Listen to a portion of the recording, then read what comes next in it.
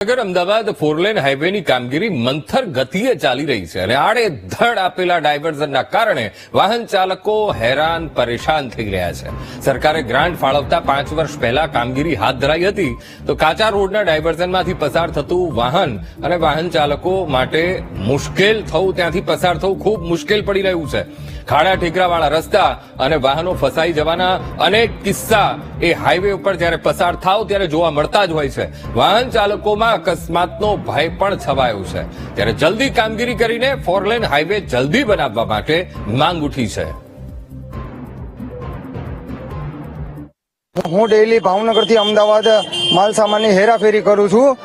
ભાવનગરથી અજળાઈ સુધીનો રોડ સારો છે ને અજળાઈ પછીનો રોડ બહુ ખરાબ રોડ છે કે જેથી કરીને અકસ્માતની સંભાવના બહુ વધારે છે ને અકસ્માતો બહુ વધારે પડતા થાય છે.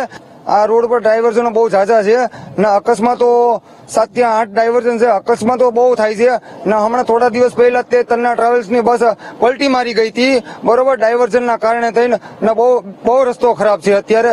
તો સરકારને નમ્ર અપીલ છે કે વહેલા છતાં આ કામ પૂર્ણ કરે. રોડની સ્થિતિ બહુ ગંભીર છે. 2 વર્ષથી રોડનું કામ હાલે છે.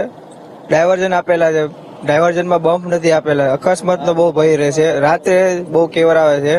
જનાવર ઉપર તો નથી આવતા પણ રોડનું પહેલા તકે માંગ પૂરી થાય. અકસ્માત તો બહુ ડેન્જર થાય છે. અમુક ટ્રક વાળા નીચે વયા જાય છે.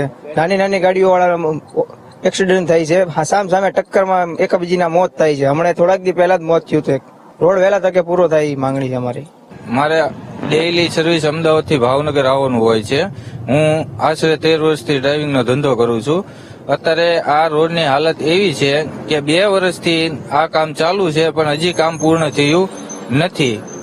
વારંવાર અકસ્માતનો પણ ભય રહે છે આ રોડ ઉપર.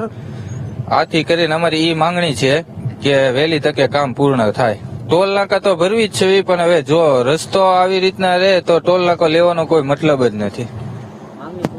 મારી માંગણી એવી છે